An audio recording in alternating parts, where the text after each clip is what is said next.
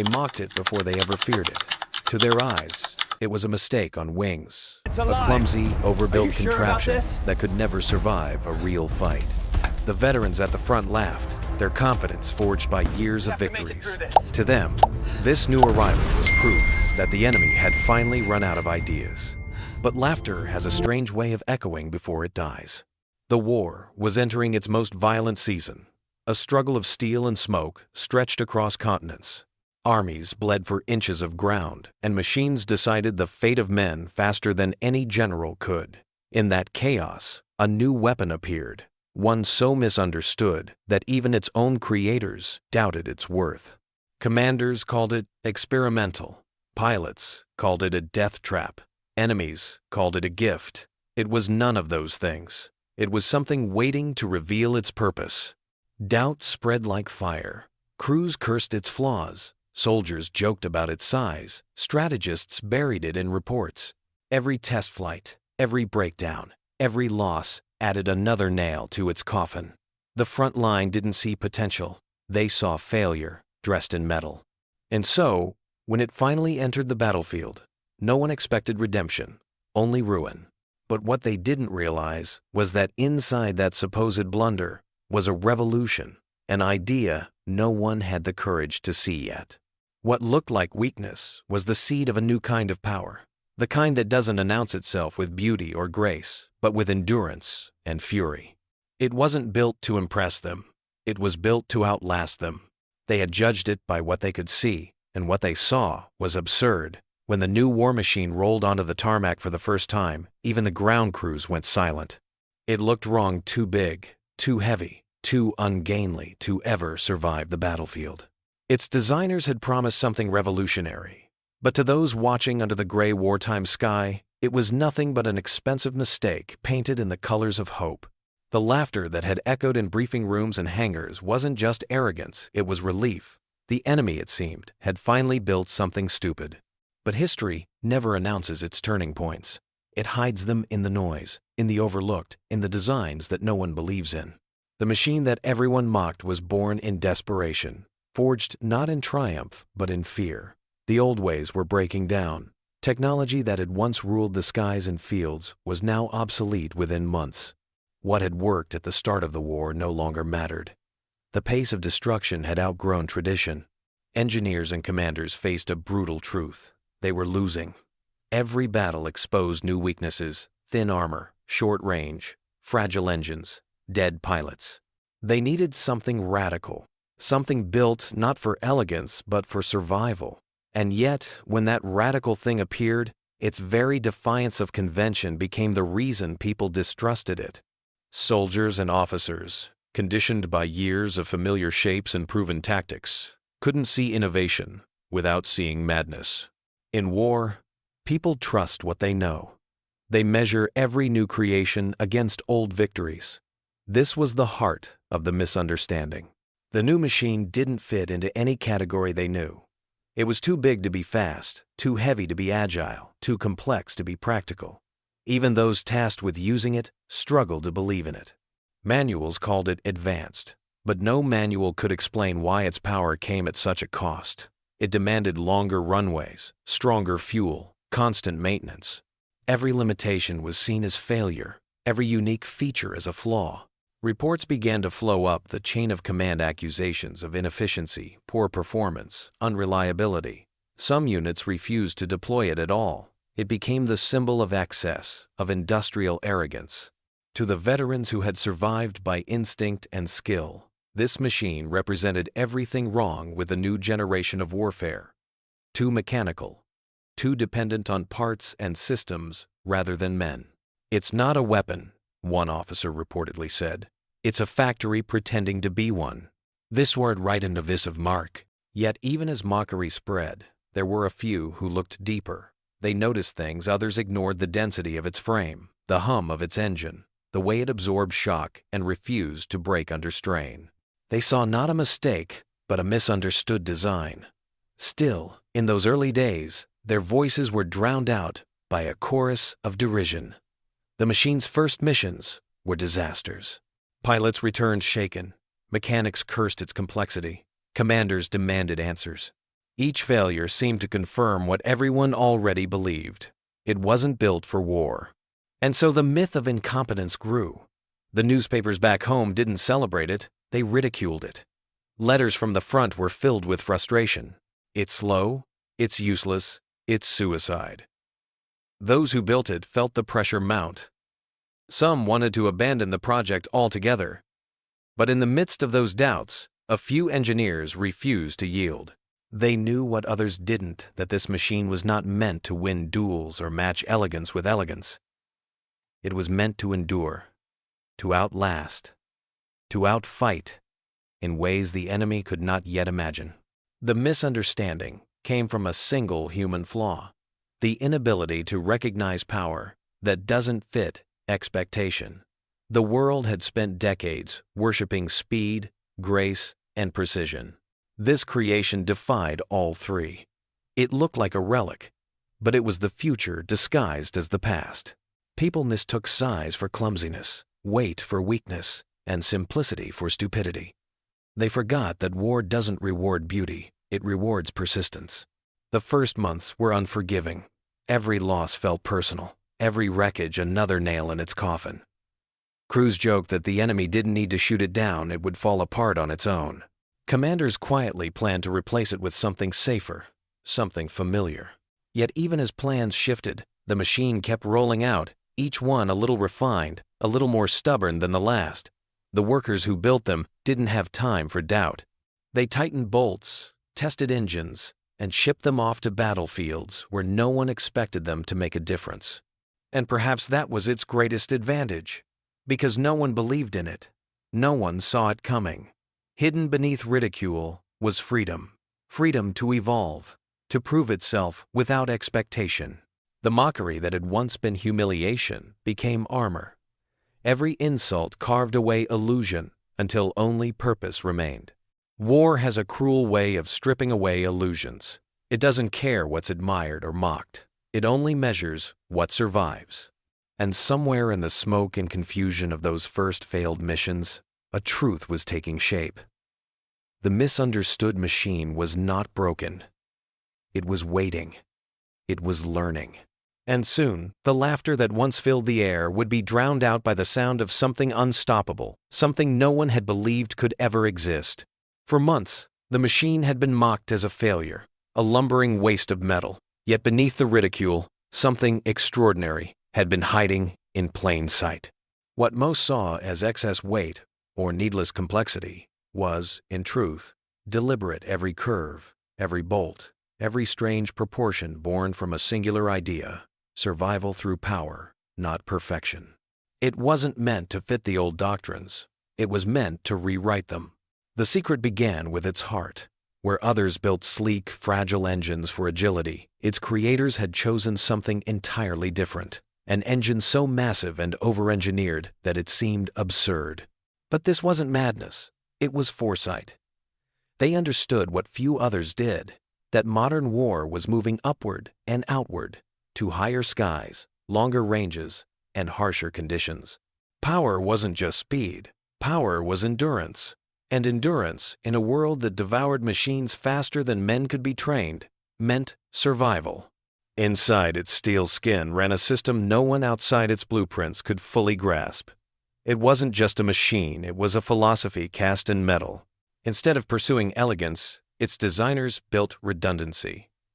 Instead of chasing weightlessness, they embraced strength. Instead of trusting precision parts that could fail, they made everything overbuilt, forgiving, able to take a hit and still move. Every screw, every valve, every panel existed for a reason: to keep the pilot alive 1 second longer, 1 mile farther, 1 mission more. The rival engineers across the battlefield had chosen a different faith. They believed in mastery machines as extensions of human skill, tools of elite warriors honed to perfection. Their craft was an art form, their philosophy rooted in pride and control. But art, in war, has limits. It breaks where industry endures. Their designs demanded experts. This one demanded only belief. It could be flown, driven, or repaired by ordinary men who had never seen battle before.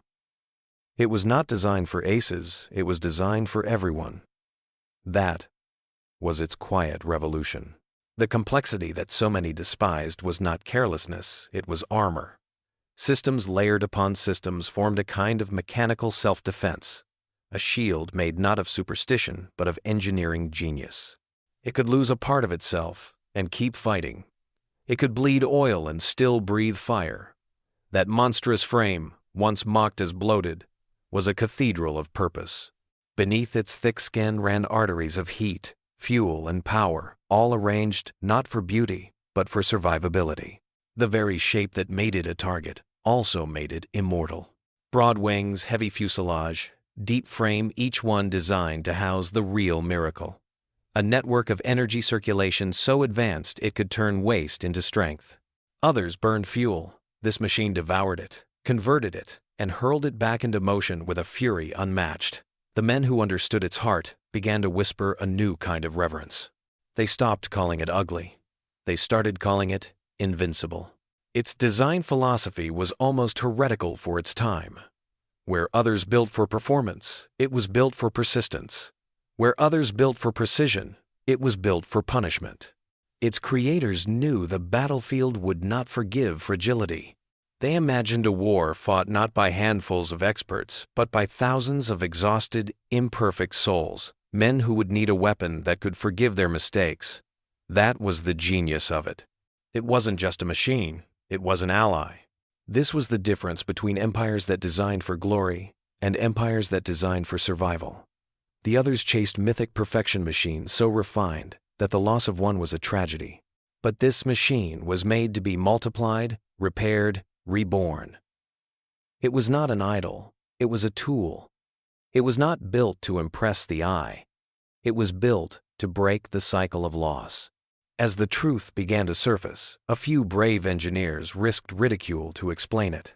They talked about airflow, about pressure ratios, about the hidden systems that made it capable of thriving where others suffocated.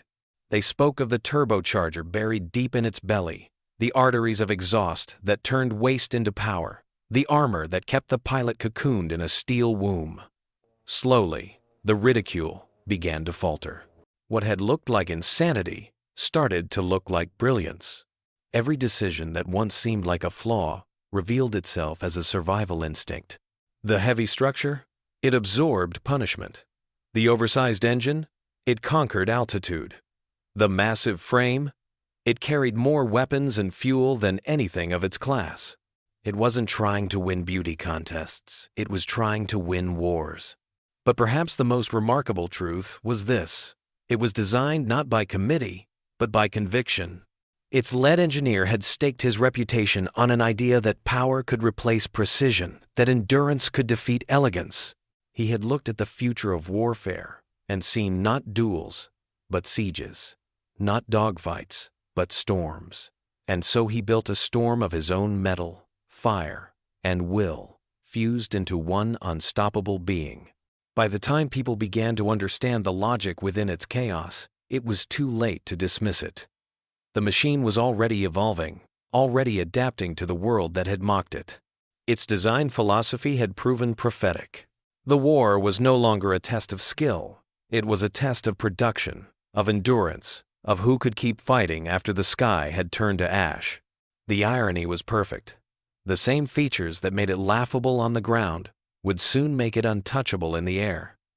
The very qualities that seemed like burdens would become the reason it survived when all others fell. Every ounce of its weight, every inch of its bulk, had been a message written in steel, one that only the future could read. And the message was clear. The age of fragile beauty was over. The age of unstoppable strength had begun.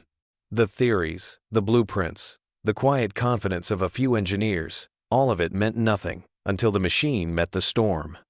War has no patience for potential. It only measures results. And when the time came to prove itself, the machine was thrown into the chaos of battle with little ceremony and less mercy. The skeptics were watching, waiting for it to fail, their laughter sharpened by fear. The first missions were brutal. Smoke, flak, tracer, fire, Every element of the sky seemed to conspire against it. Yet something began to happen, something no one had predicted. The machine that had been called a failure refused to die. The first encounter was chaos. Enemy fighters dove like hawks, confident they were facing prey. They attacked from every angle, expecting the same result they had seen 100 times before: fire, debris, surrender. But instead of falling, the machine took their blows and kept moving. Its armor shuddered, its skin ripped open, yet its heart roared louder. It clawed through the sky, heavy but relentless. And when it struck back, it struck with fury. What was meant to be an execution turned into a storm of retaliation. The laughter that had once filled the enemy's radios turned to silence. Each mission became a lesson written in blood and smoke. Pilots who had once cursed its sluggishness began to understand its rhythm. They learned to dive, not dance, to hit hard and vanish. They discovered that speed wasn't its weapon. Momentum was. From high altitudes it descended like judgment itself, a thunderous mass of steel and fire that tore through enemy formations before they could react. It didn't fight by the old rules, it created new ones. Those who underestimated its weight now learned that gravity was its greatest ally. At first, the transformation was instinctive, born from desperation. The pilots who survived did so by abandoning the playbook, by trusting the machine's brute power over finesse. They stopped trying to turn tighter or climb faster. They began to fight vertically, not horizontally, diving from the heavens, unleashing devastation, then climbing back before the enemy even knew what had happened. It was chaos sculpted into strategy, a dance of annihilation. The same bulk that had once been mocked as useless now gave it unstoppable force in a dive, its speed growing so violent that it could tear apart anything in its path. The battlefield began to change around it. Enemies that once hunted freely now hesitated, scanning the sky for that heavy shadow that meant death was coming from above. Its guns, 8 lines of burning steel, spoke a new language of war. When they fired, the sky itself seemed to break apart. It didn't just kill, it obliterated. No more graceful duels, no elegant chases, just a single, crushing impact that left nothing standing. For the first time, the enemy's aces began to fear an opponent they had once mocked. But it wasn't only the enemy that changed. The men inside the cockpit changed too. They entered as doubters and left as believers. They learned that the machine wasn't a clumsy beast. It was a shield, a hammer, and a partner. They began to push it harder, fly lower, take greater risks, trusting that it would bring them home. Reports from the front turned from frustration to awe. Mechanics who once cursed its complexity now treated it like a living thing, patching it up with reverence. Every return from a mission felt like a resurrection. The turning point came not from a single battle, but from 1,000 small moments of survival. Missions that should have ended in disaster ended in triumph. Crews returned in battered machines, riddled with holes, engines coughing smoke, yet still alive. That was when they realized this wasn't just another weapon, it was a survivor. Its resilience wasn't theoretical, it was absolute. It gave men something they hadn't had before: faith. Faith that the sky could be endured, that steel could protect, that even in hell, something could outlast death itself. Commanders took notice. New tactics were born. Instead of sending it to die in duels, they used it as a hammer: high-speed strikes from above, coordinated with bombers and escorts. The battlefield rhythm shifted. The machine became not just a fighter, but a guardian. Entire formations began to move differently, adapting to its presence. The air war was no longer a contest of elegance. It was a contest of endurance and firepower. The old masters of the sky, who once ruled through precision and fear, now faced a new enemy they couldn't predict, one that fought like a storm, sudden, overwhelming, and unstoppable. And with every victory, the myth around it grew. The men who flew it began to call it by a new name, one born not of mockery but of respect. Its silhouette became a symbol of defiance, its sound a promise of vengeance. The same bulk that once inspired laughter now brought terror. The same slowness that once doomed it now gave it unmatched control in a dive. The same armor that once seemed wasteful now saved countless lives. Every flaw had become a strength, every criticism a prophecy fulfilled in reverse. By the time the enemy realized what was happening, it was too late. The machine had rewritten the rules. What began as an object of ridicule had become a weapon of domination. The shift wasn't just tactical, it was spiritual. The men in the air no longer felt like they were flying into battle. They felt like they were riding inside something elemental, something greater than themselves. In the end, it wasn't the beauty of design or the genius of theory that decided the outcome. It was endurance. It was the unyielding will of steel and fire that refused to break under pressure. The machine that had once been called a mistake had become the embodiment of persistence itself. And in the roaring chaos of battle, as enemies fell and allies returned alive, the truth finally silenced every doubt. This was not a failure. It was evolution in motion. The storm had found its shape, and from that moment on, the sky would never belong to the same masters again. What began as survival soon evolved into supremacy. The machine that once fought merely to prove its worth now stood at the heart of a revolution. Its victories were no longer isolated acts of defiance. They were patterns, replicable and unstoppable. Engineers, commanders, and pilots who had once doubted it were now obsessed with refining it. Every mission, every skirmish, every scar it carried back to base became data, proof that the design could be pushed further. The laughter of skeptics had long vanished. In its place was the hum of factories that refused to sleep. The machine was no longer an experiment. It had become a doctrine. The transformation started quietly. Crews returning from combat sent back reports not just of survival, but of dominance. They spoke of how the machine's bulk gave them the advantage in dives, how its guns shredded enemy formations, how its engine never quit even when riddled with holes. The command took notice. Within months, the production lines shifted. The new models arrived with subtle but crucial changes. Stronger engines, broader blades, clearer canopies. Every flaw that had once been mocked was methodically dissected and turned into strength. The monster that had once been feared for its weight now climbed faster, hit harder, saw farther. This was more than engineering. It was evolution, driven by necessity.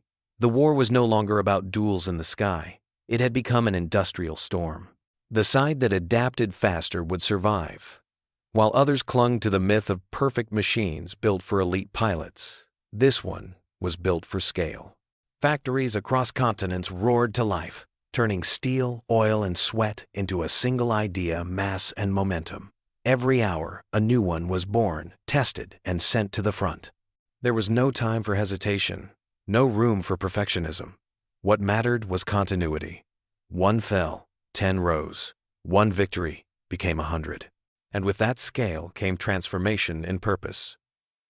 The machine that had once been a hunter now became a builder of destruction on an unprecedented level. Its strength made it the ideal escort for bombers that crossed entire nations. But its soul, the relentless engine, the indestructible frame, demanded more. Soon, it was diving lower, faster, repurposed for missions far beyond its original design. It became a scourge of convoys, railways, and supply lines. It no longer merely fought enemies, it dismantled their ability to fight at all. The battlefield itself began to bend to its presence. Commanders learned to wield it like a hammer of industry. Squadrons of them struck with terrifying precision, appearing over enemy lines and vanishing in minutes, leaving only smoke and twisted wreckage behind.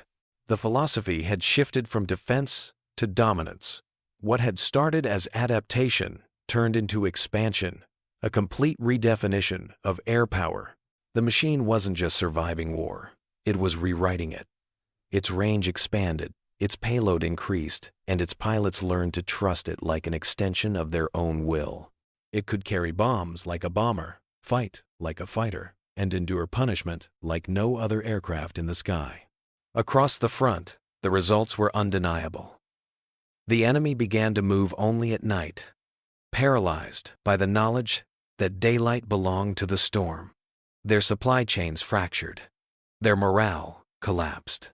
For every road, bridge, and rail that tried to move under open sky, This machine was waiting above, silent, until it struck. The soldiers below gave it names whispered with dread, a sound in the distance, a roar like thunder that meant death was seconds away. The same machine once ridiculed for being too heavy had now become the shadow that smothered entire armies. Yet even this power wasn't static. The engineers refused to stop. They reimagined it, stripping away blind spots, replacing the old framework with a canopy that gave its pilots an unbroken horizon. They introduced new propellers that bit deeper into the air, giving it a climb rate to rival its fiercest opponents. The machine that once labored to take off now leapt into the sky. Every generation refined it closer to perfection without ever betraying its original principle, power through resilience. It was no longer a misunderstood giant, it was precision forged from brute strength. The evolution didn't stop with the machine itself. It spread to the men who commanded it. Squadrons that had once scrambled for cohesion now operated with surgical coordination. Formation struck like a single organism. Guided by discipline and trust, tactics evolved into art.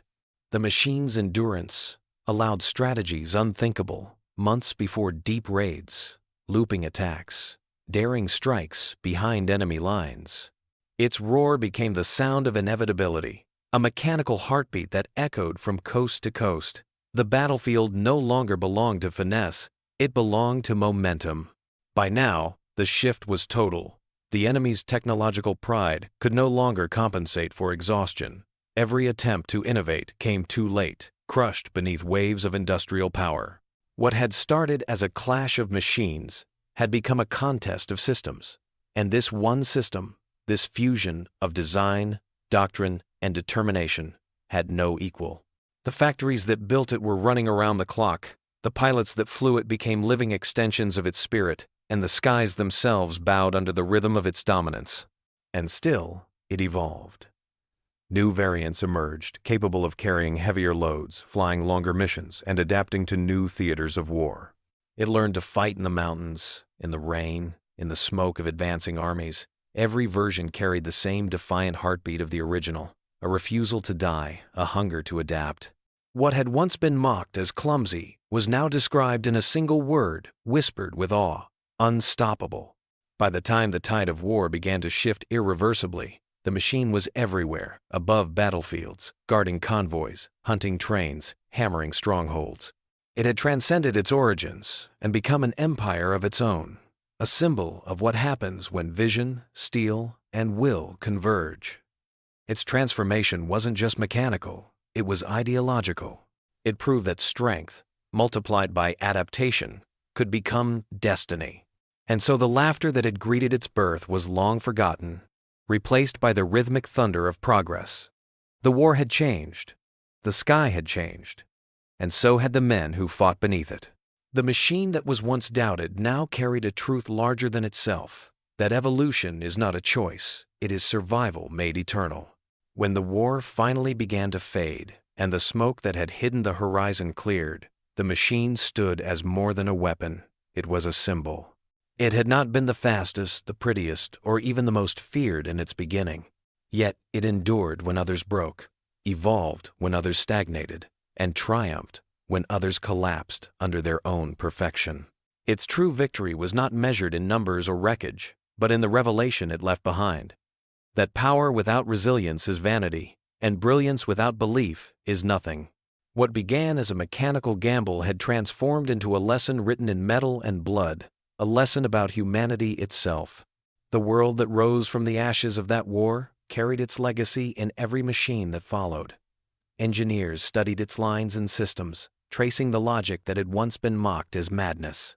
They found wisdom in its flaws, genius in its contradictions. Its designers had not just built a war machine, they had built a philosophy, that the future belongs not to the flawless, but to the adaptable, not to the chosen few, but to the many who refuse to give up. Every bolt, every layer of armor, every roaring cylinder carried a truth that outlived its creators. Survival is the ultimate form of brilliance. As factories retooled for peace and the roar of engines gave way to silence, something intangible remained. The men who had flown it could not forget the way it moved through chaos, the way it shielded them, the way it demanded courage but rewarded faith. They spoke of it not as a machine but as a companion, a being that turned their fear into strength. The same skies that once echoed with explosions now carried the quiet memory of its defiance. It had proven that technology, when born from necessity and belief, could reflect the most human of virtues, endurance. Its influence rippled far beyond the battlefields, where it first proved itself.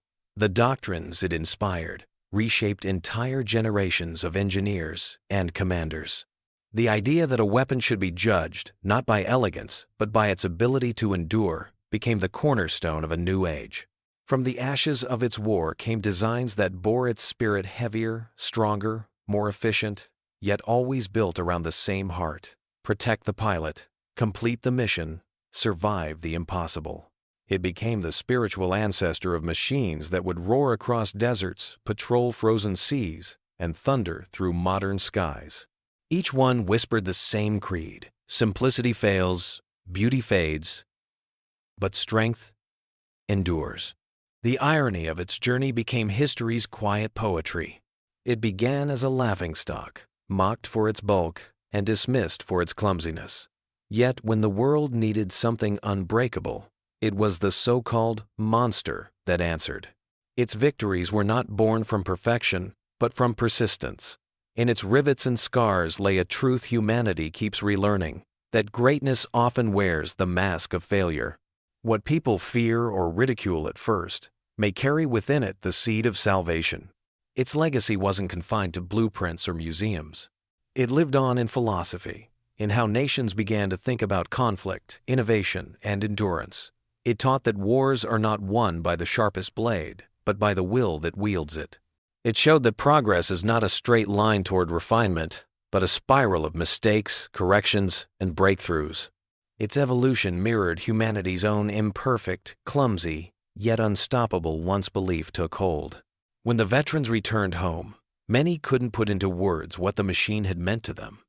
They had outlived the war, but part of them remained up there, where the sky had been both grave and sanctuary. For some, the machine had been a coffin that refused to close. For others, it was the one thing that gave them a chance to see another sunrise. Its hum still echoed in their bones. They had trusted it with their lives, and it had answered with endurance.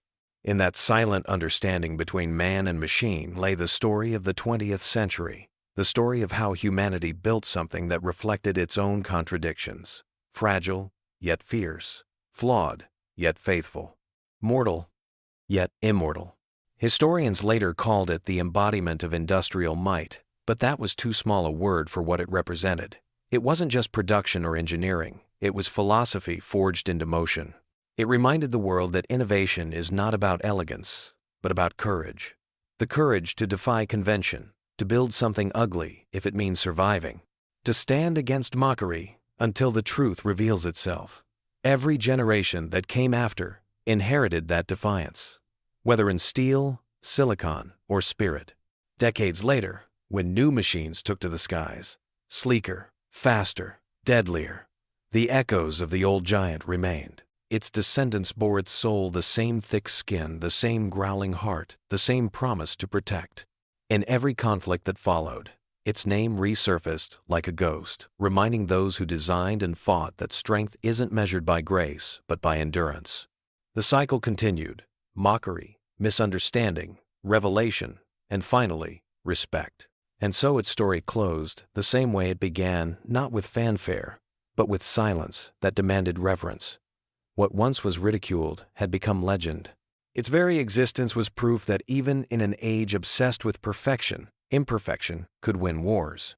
The lesson it left behind reached far beyond the factories and airfields.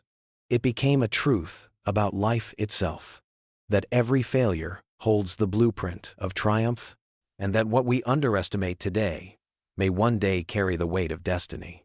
The machine was more than a chapter in history. It was a mirror. It showed humanity what it could be when it stopped chasing approval and started embracing resilience. It proved that victory is never granted to the flawless, but to those who keep fighting long after the world has given up on them. And when the engines finally went quiet, the echo that remained was not the sound of metal, but of faith the kind that turns mockery into legacy and endurance into immortality.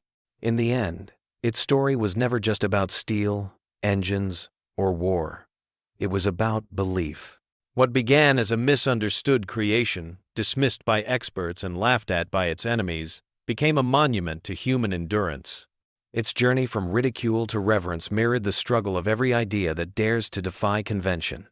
It proved that greatness is not born perfect. It is forged through failure, refined by doubt, and proven in fire. The machine's legacy lives beyond the battlefield. It exists in every innovation that begins as a dream too bold to be understood, in every engineer who chooses function over beauty, in every soldier who trusts something greater than himself. It taught that survival is not luck, it is design. Victory is not brilliance, it is perseverance. What the world once mocked as a mistake became the embodiment of an unbreakable truth.